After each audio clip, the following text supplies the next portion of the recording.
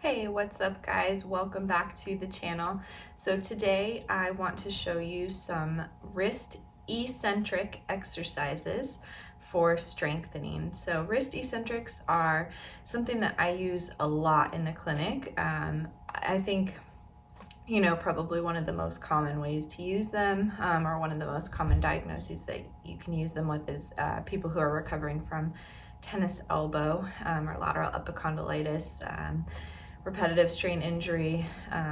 Not necessarily that they are weak and that's what's caused the problem, but we can definitely help to strengthen that tendon, and kind of, it's almost more of like balance between the flexors and extensors that's going to help them heal and help them kind of later on so that this problem doesn't keep happening to them. So let's get into it.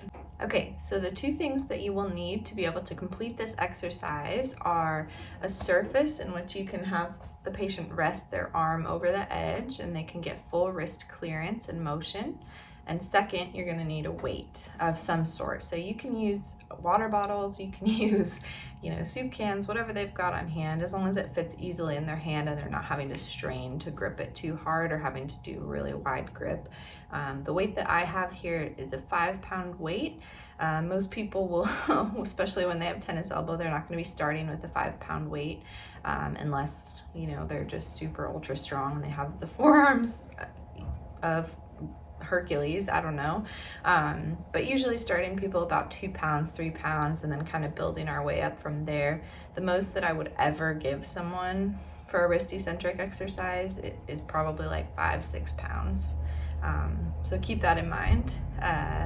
So what you're gonna do for this exercise is you're gonna have them start over the edge. We're gonna do extension first. So eccentrics are kind of the opposite of what you think they would be. So for an eccentric extension exercise, they're gonna lower their wrist down into flexion as far as they can, and then they're gonna use their other hand to bring the arm back up. So it's a lowering against resistance and then no weight there. Okay, so that's extension. Radial deviation, your thumb is in the upwards position, right? And again, you're gonna lower the wrist into ulnar deviation and then lifting it back up. So that's radial deviation. And then flexion, again, lowering into extension and bringing the wrist back up, okay? So let's see what that looks like with a weight. Sorry guys, my talking is a little slow today. I just woke up a little bit ago, clearly. So yeah, here we are. All right, so I've got my weight. I'm starting over the edge of the ramp. I'm gonna lower my wrist down as far as I can, and then using my other hand, I'm picking the weight back up. And I'm taking these nice and slow and controlled. I'm not letting my wrist fling down. And I'm gonna do about 8 to 10 repetitions of these. And I'm gonna try to do 2 to 3 sets. Okay? Same thing, radial deviation, lowering the weight down, bringing it back up. So it's truly not active on the way up. So make sure that your patients are not activating their muscles. It's gonna take them a few tries to get used to this.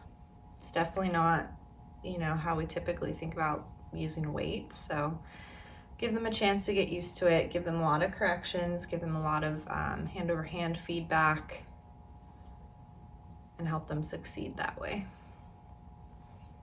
Okay, and then this is obviously the flexion. Sorry, switched gears without even telling you. Cool. Yep, typical Kelly. Love it.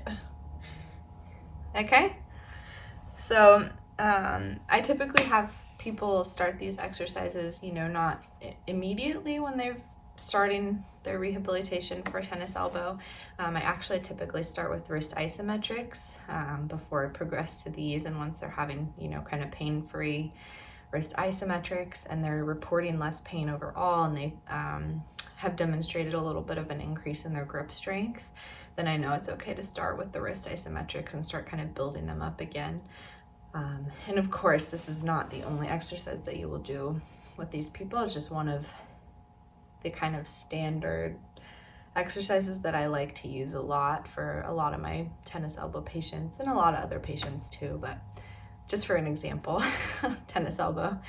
Okay, anyway, I hope you guys enjoyed this video. If you did, please give it a thumbs up, and don't forget to subscribe to the channel so that you don't miss any more hand therapy videos, and I will see you next time. Thank you guys so much for watching.